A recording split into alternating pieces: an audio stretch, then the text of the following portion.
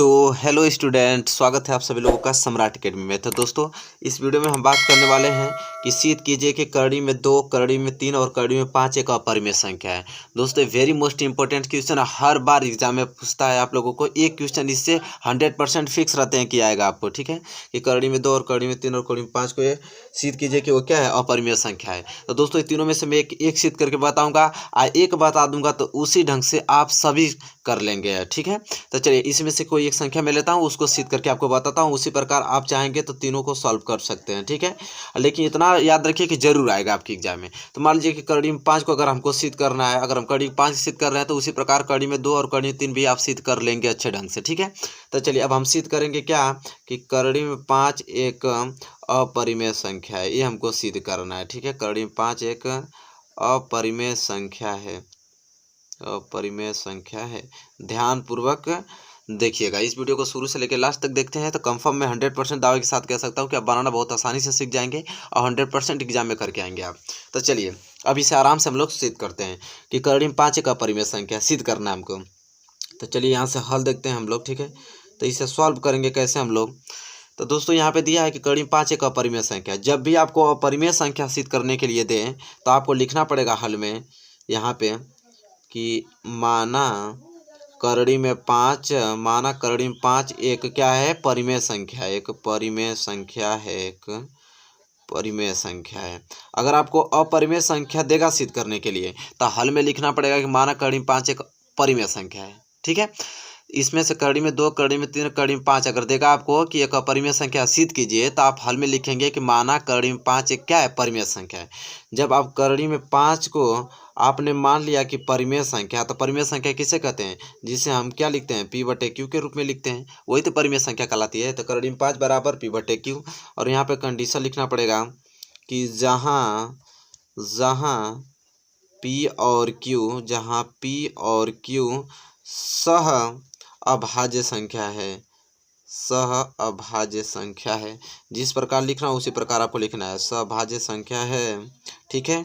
और Q is not equal to 0, Q जो है 0 के बराबर नहीं होगा, इसी को तो परिमेय संख्या बोलते हैं। अब आप बोलेंगे कि सहअभाज्य संख्या किससे कहते हैं।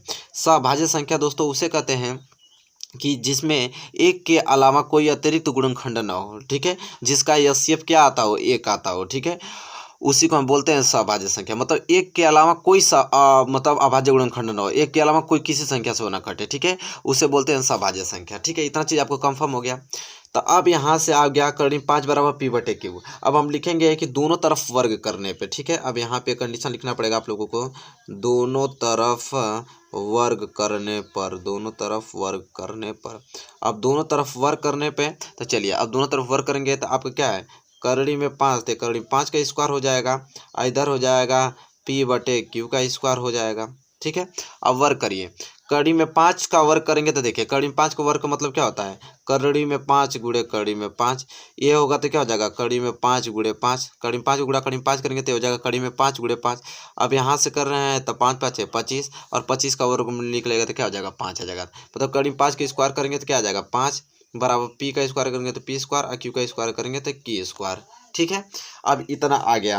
अब दोस्तों, करना आप लोगों को क्या है कि यहाँ पे आप मल्टीप्लाई कर दीजिए, इसके नीचे एक लिख लीजिए, क्रॉस मल्टीप्लिकेशन कर दीजिए। तो Q स्क्वायर का 5 गुणा करेंगे तो हो जाएगा 5Q स्क्वायर, अब बराबर ये हो जाएगा आपका P स्क्वायर, ठीक है।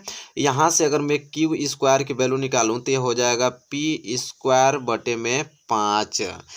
इस कंडीशन से समीकरण नंबर 1 मान लिया जाए। अब देखिए, समीकरण 1 से यह निष्कर्ष निकल रहा है, Q बराबर P स्क्वायर बटे 5, मतलब P स्क्वायर किससे, 5 से विभाजित हो रहा है, ठीक है। मतलब कहने का मतलब दोस्तों, ये बात को यहाँ पे समझिए कंडीशन। अगर मैं कहूँ कि 5 का स्क्वायर अगर 5 से विभाजित हो रहा है, 5 का स्क्वायर अगर 5 से विभाजित हो रहा है, 5 का स्क्वायर 25 बटे 5 ये हो जाएगा। तो अगर 5 का स्क्वायर 5 से विभाजित हो रहा था, 5 भी 5 से विभाजित होगा, 100% विभाजित होगा। जैसे अगर मैं कह दूं कि 12 का स्क्वायर अगर 2 से विभाजित हो रहा है, ठीक है, तो 12 भी 2 से विभाजित होगा 100%। तो दोस्तों, यहाँ P स्क्वायर अगर 5 से विभाजित हो रहा है तो P भी 5 से विभाजित होगा। तो यहाँ पर लिखना पड़ेगा हमें कि P स्क्वायर 5 से विभाज्य है, यहाँ पर कंडीशन लिखना पड़ेगा, P स्क्वायर 5 से क्या है, विभाज्य है, P स्क्वायर 5 से विभाज्य है, और P भी 5 से विभाज्य है, चाहे विभाज्य होगा लिख सकते हैं आप। ठीक है, पी स्क्वायर 5 से अगर विभाज्य है तो पी भी 5 से विभाजित होगा, 100% जान लीजिए। ठीक है, तो ए स्क्वायर बराबर पी स्क्वायर बटे 5। ठीक है, क्यू स्क्वायर बराबर पी स्क्वायर बटे 5, समीकरण 1 हो गया। ठीक है, अब समीकरण 1 हो गया। अब देखिए, अब यहाँ से लिखना पड़ेगा आप लोगों को एक कंडीशन कि पी स्क्वायर बराबर 5m। ठीक है, पी स्क्वायर बराबर 5m रखने पर, पी स्क्वायर बराबर 5 रखने पर। ठीक है, अब कहेंगे कि ये क्या मतलब है। ठीक है, पी बराबर 5 रखने पर, पी बराबर 5 रखने पर। ठीक है, अब कहेंगे कि इसका क्या मतलब होता है, पी बराबर 5m रखने पर। तो दोस्तों मैं आपको बता दूं कि अगर जब भी आप करड़ी में 2 सिद्ध कर रहे हो, चाहे करड़ी में 3 सिद्ध कर रहे हो, और कड़ी में 2 सिद्ध कर रहे हो तो यहाँ पे लिखना पड़ेगा p बराबर 2m रखने पर। अगर कड़ी में 3 सिद्ध कर रहे हो तो यहाँ लिखना पड़ेगा p बराबर 3m रखने पर। और हम सिद्ध कर रहे हैं इस समय कड़ी में 5, इसलिए हम लिखे हैं p बराबर 5m रखने पर। इसी प्रकार आपको भी रखना है। ठीक है, तो p बराबर 5m रखने पर तो आप लिखेंगे किस में रखने पर, समीकरण 1 में। तो आप लिखेंगे p बराबर 5m समीकरण 1 में रखने पर, समीकरण 1 में रखने पर। ठीक है, समीकरण 1 में रखने पर। अब आपको क्या करना है, समीकरण 1 में रखना है। समीकरण 1 क्या है, क्यू स्क्वायर बराबर पी स्क्वायर बटे 5। ठीक है, तो क्यू स्क्वायर बराबर पी बराबर क्या रखना है, 5m। तो 5m का क्या हो जाएगा स्क्वायर, अब बटे में क्या हो जाएगा 5। अब यहाँ से आपका निकलेगा, देखिए तो यहाँ से हो जाएगा क्यू स्क्वायर बराबर 5 का क्या हो जाएगा 25m स्क्वायर बटे में 5। ठीक है, 5 से कटा दीजिए, कितना बार कर जाएगा 5 बार में, तो हो जाएगा क्यू स्क्वायर बराबर 5m स्क्वायर। ठीक है, अब देखिए इसको मैं इधर भी लिख सकता हूँ, इसको इधर भी लिख सकता हूँ, इधर लिख दीजिए तो 5 स्क्वायर बराबर क्या हो जाएगा क्यू स्क्वायर।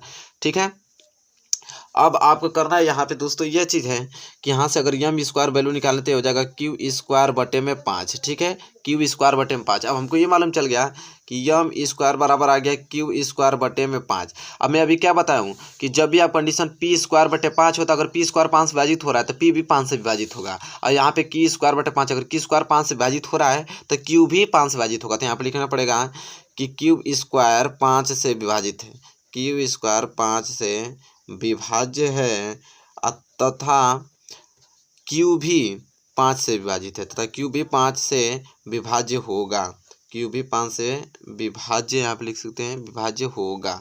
ठीक है, ठीक है, यहाँ लिख लिया आप लोग, क्यू भी 5 से विभाजित होगा। मैं इस पृष्ठ पे आपको लिखता हूँ, तब इतना समझ में आ गया आप लोगों को। तब यहाँ से आपको लास्ट लाइन लिखना है, अतः समीकरण 1 इसे समीकरण 2 मान लीजिए। ठीक है, समीकरण 2 क्या है, ये समीकरण 1 है। अतः समीकरण 1 व 2 से, समीकरण 1 व 2 से स्पष्ट होता है कि करड़ी में 5 एक अपरिमेय संख्या है, करड़ी में 5 एक अपरिमेय संख्या है। अब बोलेंगे कि सर क्यों डायरेक्ट आप लिख दिए कि करड़ी में 5 एक अपरिमेय संख्या है, तो इसलिए करड़ी में 5 एक अपरिमेय संख्या है। मैंने क्या बताया था कि परिमेय संख्या उसे बोलते हैं जो p बटे q के रूप में लिखे, और जो कि सभाज्य संख्या, और सभाज्य संख्या उसे कहते हैं जो 1 से विभाजित हो, अन्यथा किसी संख्या से नहीं विभाजित हो। तो यहाँ पे हम तो देख रहे हैं कि p 5 से विभाजित हो रहा है और q भी 5 से विभाजित हो रहा है, मतलब 1 से तो विभाजित होगा ही होगा, 5 से विभाजित हो रहा है। तो परिमेय संख्या तो होगा नहीं, क्योंकि परिमेय संख्या वो होती है जो सिर्फ 1 से विभाजित हो, सभाज्य होनी चाहिए, लेकिन वो 1 से विभाजित हो रहा है, 5 से भी हो रहा है, इसलिए क्या हो जाएगा, यह करड़ी में 5 एक अपरिमेय संख्या हो जाएगा। इस प्रकार आप प्रूफ कर सकते हैं। तो दोस्तों इस ढंग से आपको कोई भी दे, ठीक है, आपको चाहे करड़ी में 2 जाए, चाहे करड़ी में 3 जाए, चाहे करड़ी में 11 जाए, कुछ भी दे, आप आसानी से सॉल्व कर सकते हैं इसी ढंग से, जिस ढंग से मैं बताया हूँ आप लोगों को। तो दोस्तों उम्मीद करता हूँ कि बेहद सरल तरीके से आपको समझ में आ गया होगा। आइए इस टॉपिक को आप प्रैक्टिस कर लीजिए। ठीक है, 100% प्रैक्टिस कीजिए, फिक्स रहता है आपके एग्जाम में। ठीक है, तो इसे आप लोग सीख करके आराम से सीखिए। तब तक के लिए दोस्तों धन्यवाद, मिलेंगे नेक्स्ट वीडियो में।